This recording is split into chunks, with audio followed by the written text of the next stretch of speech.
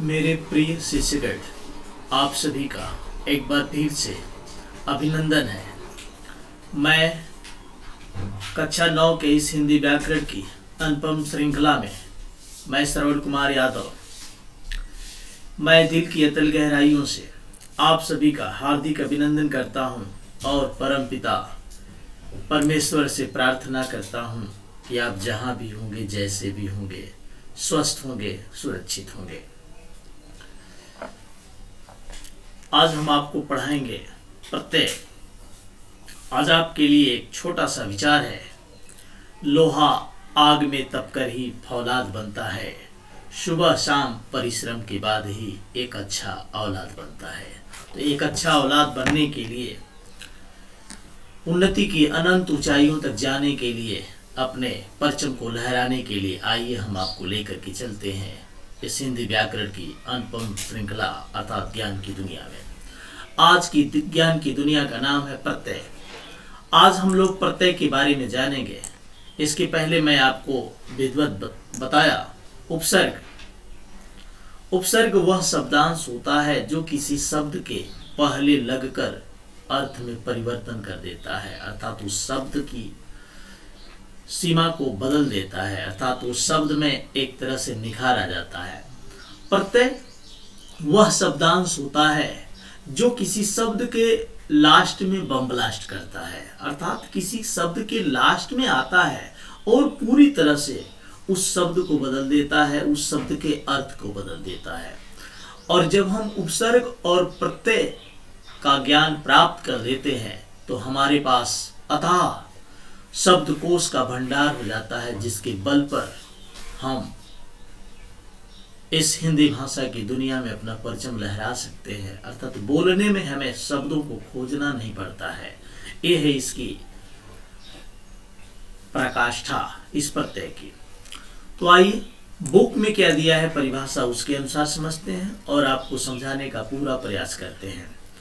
भाषा के वे लघुत्तम सार्थक खंड। लघुत्तम सार्थक खंड, इस पर विचार कीजिए। लघुत्तम का मतलब सबसे से छोटा वर्ण नहीं, सार्थक खंड, ऐसा खंड जिसका सार्थक का मतलब जिसका कोई अर्थ है, छोटा हो लेकिन अर्थहीन न हो, अर्थ उसका हो, जो शब्द के अंत में जुड़कर या शब्द के अंत में जुड़ता है और नए नए शब्दों का निर्माण करता है, उसे ही प्रत्यय कहा जाता है।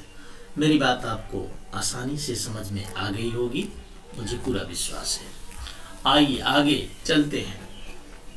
हिंदी के प्रत्यय, जैसे हिंदी के उपसर्ग अनेक प्रकार के थे, उसी तरह हिंदी के भी प्रत्यय होंगे। सबसे पहले हम चलते हैं रूप साधक प्रत्यय। रूप साधक प्रत्यय, रूप माने रूप, ठीक, चेहरा। असाधक का मतलब होता है जिसके अंदर बदलने की शक्ति हो, अर्थात वह रूप लिया हुआ प्रत्यय जिसमें किसी को बदलने की शक्ति हो, उसी को हम रूप साधक प्रत्यय कहेंगे। हिंदी में संज्ञा, सर्वनाम, विशेषण तथा क्रिया के विभिन्न रूपों की रचना किसके द्वारा होती है? रूप साधक प्रत्यय से होती है। यानी हिंदी में जो संज्ञा है, संज्ञा किसी नाम को हम संज्ञा कहेंगे। नाम के जगह पर जिस शब्द का इस्तेमाल किया जाए उसे सर्वनाम कहेंगे। विशेषण, जो संज्ञा और सर्वनाम की विशेषता बताए उस शब्द को विशेषण कहेंगे। और जिस शब्द से किसी काम के होने का पता चले उसे क्रिया कहेंगे। तो हिंदी में संज्ञा, सर्वनाम, विशेषण तथा क्रिया के विभिन्न रूप होते हैं और उन विभिन्न रूपों की रचना कौन करता है? रूप साधक प्रत्यय करता है, जिसका लक्ष्य ही होता है शब्दों को बदलना, शब्दों में थोड़ा सा अंतर करके उनके अर्थ में परिवर्तन कर देना। जैसे एक छोटा सा एग्जाम्पल आपने देखा, बहुत पढ़ा होगा किताबों में, कि महावीर और महात्मा बुद्ध, ये लोगों का काम ही था लोगों को बदलना, अर्थात ये प्रत्यय का काम करते थे। किसी के जीवन के लास्ट में बम ब्लास्ट किए तो किसी के जीवन की शुरुआत में ही उनका जीवन का परिदृश्य बदल दिया। आइए अब इसकी परिभाषा जानते हैं संज्ञा की। संज्ञा के बारे में क्या क्या कह रहा है। संज्ञा कौन कौन होते हैं? लिंग, वचन, कारक की कोटि के लिए। कोटि का अर्थ होता है वर्ग या कारक के वर्ग। कारकों की संख्या 8 होती है। संज्ञा लिंग, वचन, कारक की कोटि के लिए प्रयोग किया जाता है। और सर्वनाम पुरुष, वचन, कारक के लिए प्रयोग किया जाता है। तो क्रियाएं काल के लिए, पक्ष के लिए, वृत्ति, वृत्ति माने मन की दशा, वाच माने बोलना, आद के लिए रूप परिवर्तित करती हैं। कुछ एग्जाम्पल देखते हैं, मतलब कैसे परिवर्तन रूप साधक प्रत्यय करता है संज्ञा में, सर्वनाम में, क्रिया में। अब एक एक करके हम जानेंगे, ठीक है। परिभाषा में कोई दिक्कत यदि हो तो आगे जो एग्जाम्पल दिया है इससे आप जोड़ने का प्रयास कीजिए, तो आप समझते चले जाएंगे। जरूरी नहीं कि आप परिभाषा को एक बार में ही समझ जाएं, ठीक है। आइए, संज्ञा के रूप को समझाने के लिए सामान्य वचन, सामान्य बहुवचन, तिर्यक एकवचन और तिर्यक बहुवचन दो पार्टों में बांटा गया है। सबसे पहले हम जानते हैं सामान्य एक वचन और सामान्य बहुवचन। एक वचन, बहुवचन आप जानते हैं। उसके बाद हम लोग समझने का प्रयास करेंगे तिर्यक एकवचन क्या है और तिर्यक बहुवचन क्या है। आइए, एक वचन आप जानते हैं, जिस शब्दों में जिस शब्द से किसी एक वस्तु का बोध हो उसे हम एक वचन कहेंगे, और जिस शब्द से एक से अधिक वस्तु का बोध हो उसे हम बहुवचन कहेंगे। तो सामान्य की बात कर रहा है। पहले सामान्य एक वचन, सामान्य बहुवचन जानते हैं, उसके बाद हम तिर्यक में चलेंगे जो थोड़ा सा तिरछा है। लड़का, लड़का का मैंने नाम लिया, लड़का बहुत अच्छा है। तो लड़का एक वचन को संबोधित कर रहा है कि यह एक वचन है, किसी एक लड़के का बोध करा रहा है यह शब्द। लेकिन मैं बोलूं लड़के, लड़के बहुत अच्छे हैं, ठीक है, लड़के बहुत अच्छे हैं। अब लड़के जो शब्द है एक सामान्य बहुवचन की बात कर रहा है कि एक से अधिक बच्चे हैं, ठीक है, बहुत हजारों की बात नहीं कर रहा, मतलब सामान्य बहुवचन है। लड़के शब्द में ही ये समाहित है कि बहुत की बात कर रहा है, एक से अधिक की बात कर रहा है। अब आइए हम चलते हैं तिर्यक में। तिर्यक का अर्थ ही होता है तिरछा, यानी थोड़ा सा एक वचन में तो आता है लेकिन थोड़ा सा इसे समझना थोड़ा सा कठिन होता है। एक वचन में ही प्रयोग किया जाता है, ठीक है, लेकिन थोड़ा सा तिरछा, थोड़ा सा आपके लिए समस्या बन सकती है। जैसे इसमें भी दिया लड़के, लड़के, लेकिन यहां पर लड़के को सामान्य बहुवचन मान रहा है और तिर्यक एक वचन में लड़के को एक वचन मान रहा है, लेकिन सामान्य एक वचन नहीं, यहाँ तिर्यक एक वचन मान रहा है। अब देखिए तिर्यक एक वचन और तिर्यक बहुवचन में अंतर क्या है, ठीक है। यहाँ जो कारक है ये छिपा हुआ है। सबसे प्रमुख बात, इनमें जो कारक होता है वो छिपा होता है, कारक सामने आता नहीं है, छिप जाता है। जैसे लड़के हम प्रयोग भी करते हैं, लड़के ने बहुत अच्छा काम किया, लड़के ने बहुत अच्छा काम किया, लड़के ने, ठीक है। तो यहाँ भी एक वचन की बात है, ठीक है, यहाँ समझने की बात है। लड़के ने अच्छा काम किया, लड़के यानी एक लड़के के बारे में। कहीं कहीं होता है सामान्य बहुवचन, लड़के बहुत अच्छे हैं, यानी सभी लड़के की बात कर रहा है, कुछ लड़के हैं, ठीक है। उसी तरह यहाँ तिर्यक बहुवचन, लड़कों ने, यानी लड़कों का गजब परफॉर्मेंस था, यानी बहुत अच्छा था। लड़कों ने भी कर सकते हैं जो छिपा हुआ है। तो यहाँ तिर्यक बहुवचन में आ रहा है। तो यहाँ पर समझने की बात है, एक सामान्य एक वचन होता है, एक सामान्य बहुवचन होता है, और वही सामान्य बहुवचन तिर्यक में जाता है तो एक वचन में यूज हो जाता है। जैसे लड़का का, लड़के का, ये दोनों सामान्य एक वचन में आ जाएंगे। लड़का का, लड़का का, लड़के का यूज करके देखेंगे तो एक वचन में ही आएगा। अब मैं कहूं लड़के का, लड़के का, लड़कों का, अंतर क्या है? लड़के का में सामान्य एक वचन आएगा, लेकिन मैं कहूं लड़कों का तो यहां सामान्य तिर्यक बहुवचन आएगा। ठीक उसी प्रकार धोबी, धोबी क्या देखिए, एक वचन में धोबी भी है और बहुवचन में भी धोबी है, ठीक है, धोबी जाति ऐसे बोलते हैं। और यहाँ तिर्यक एक वचन देखिए, तिर्यक एक वचन में भी धोबी है और तिर्यक बहुवचन में धोबियों हम बोलेंगे। धोबियों को यह आदेश दिया जाता है कि ऐसा हम बोल सकते हैं। ठीक है, तो धोबी एक वचन में भी है, धोबी सामान्य बहुवचन में भी है, धोबी एक वचन में भी है। साधु, साधु ये दोनों एक वचन बहुवचन में है।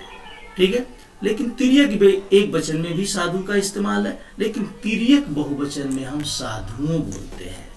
साधुओं से नम्र निवेदन है कि आप सभी यथास्थान बैठ जाएं, ऐसे बोलते हैं। उसी तरह राजा, राजा क्या है? राजा एक वचन, सामान्य एक वचन, सामान्य बहुवचन, तिर्यक एक वचन, लेकिन तिर्यक बहुवचन में हो जाएगा राजाओं। ठीक है, एक थोड़ी सी आपके सामने समस्या है कि अभी तुरंत आपके दिमाग में जो प्रश्न बन रहा है वो आप पूछ नहीं सकते। ठीक है, और आप कंजूसी भी करते हैं, जब वीडियो अपलोड कर दी जाती है उसके बाद भी मैं मौजूद होता हूँ, आप पूछते नहीं है। लेकिन खैर ठीक है, थोड़ा सा आप समझ जाए, फिर हम क्लास में मिलेंगे तो बिंदास एक दूसरे से साक्षात होगा। ठीक है, लड़की, लड़कियां बहुवचन, लेकिन लड़की ने तिर्यक एक वचन में जा रहा है। ठीक है, यहाँ लड़कियों ने तिर्यक बहुवचन। बहन, बहने, बहन, बहनों तिर्यक बहुवचन। इसी तरह सारी चीजें हैं।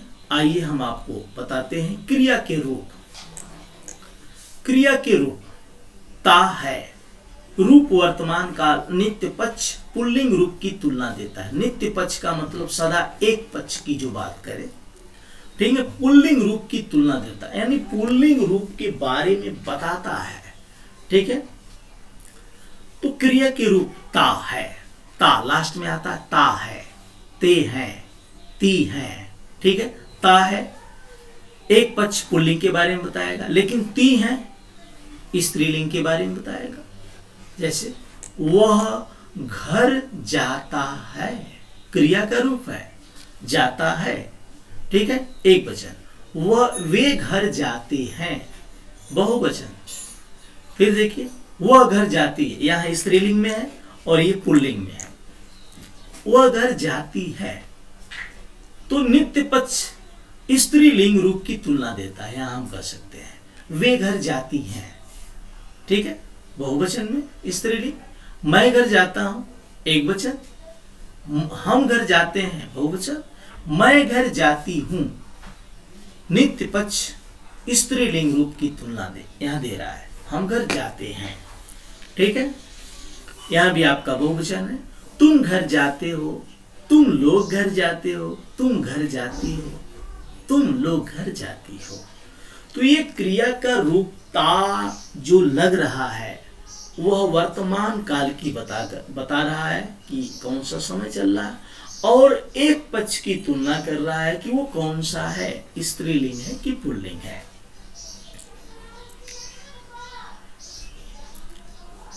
अब थोड़ा सा हम इसको देख लेते हैं।